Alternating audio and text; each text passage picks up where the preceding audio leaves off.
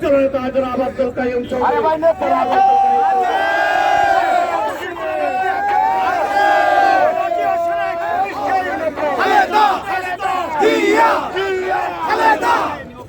বিসমিল্লাহির রহমানির রহিম।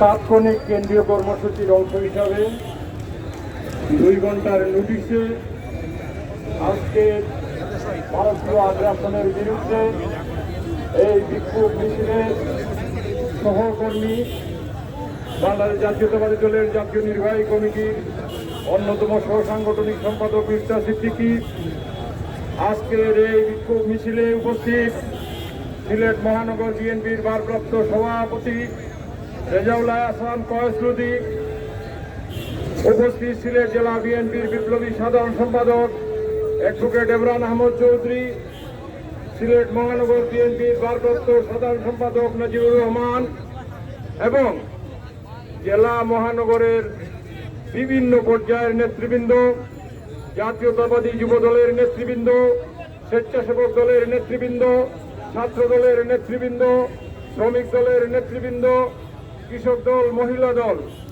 এবং অঙ্গ ও সহযোগী সংগঠনের নেতৃবৃন্দ সকলকে সিলেট জেলা বিএনপি এবং মহানগর বিএনপির পক্ষ থেকে আপনাদের অভিনন্দন। প্রিয় বন্ধুরা, আমরা বাংলাদেশের সর্ববৃহৎ রাজনৈতিক দল হিসাবে এই দেশের স্বাধীনতা সার্বভৌমত্ব রক্ষার লক্ষ্যে যেমনিভাবে তার জীবন বাজি রেখে শহীদ রাষ্ট্রপতি জিয়াউর রহমান এ দেশকে স্বাধীন করেছিলেন, আমাদের নেত্রী বেগম খালেদা জিয়া 9 বছর স্বৈরাচারের বিরুদ্ধে রাজপথে আন্দোলন করেছেন, আমাদের নেতা তারেক রহমান 15.5 বছর আমাদেরকে নিয়ে রাজপথে ছিলেন। এখনো আমরা রাজপথে আছি এবং যতক্ষণ না পর্যন্ত এদেশে একটি অবাধ নিরপেক্ষ নির্বাচন না হবে ততক্ষণ পর্যন্ত আমরা রাজপথে থাকব।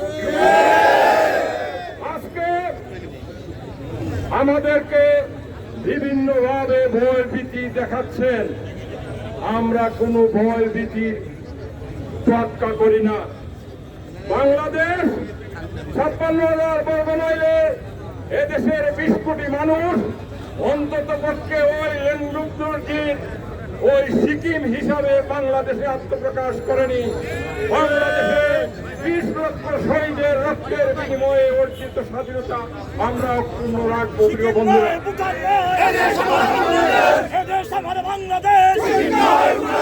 ভারতীয় আগ্রাসন জনগণ, আমরা আজকে দেখতে পাচ্ছি যে 15.5 বছর এদেশে বিনা ভোটে যে সরকার ফ্যাসিস্ট সরকার ছিল সেই সরকার পালিয়ে গিয়েছে, আশ্রয় নিয়েছে পার্শ্ববর্তী দেশে। আর সেই আশ্রিত অবস্থায় থেকে একের পর এক ষড়যন্ত্র করছে। এই ষড়যন্ত্র 20 কোটি মানুষ তার জবাব দেবে।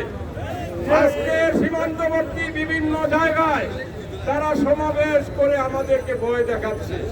বাংলাদেশের মানুষ ওই বিরুদ্ধে ভয় পায় না। আমরা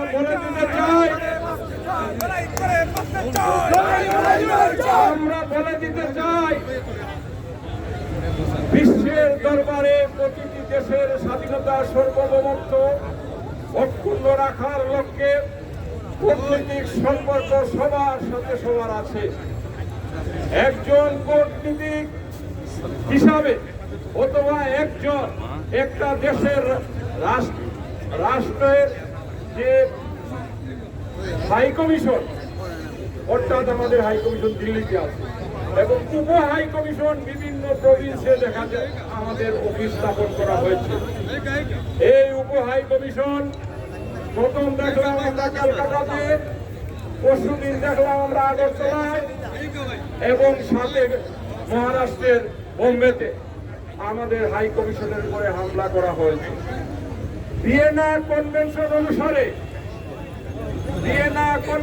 অনুসারে একটি দেশের দূতাবাসের পূর্ণ নিরাপত্তা দেওয়ার কথা যে দেশে দূতাবাস আছে সেই দেশে।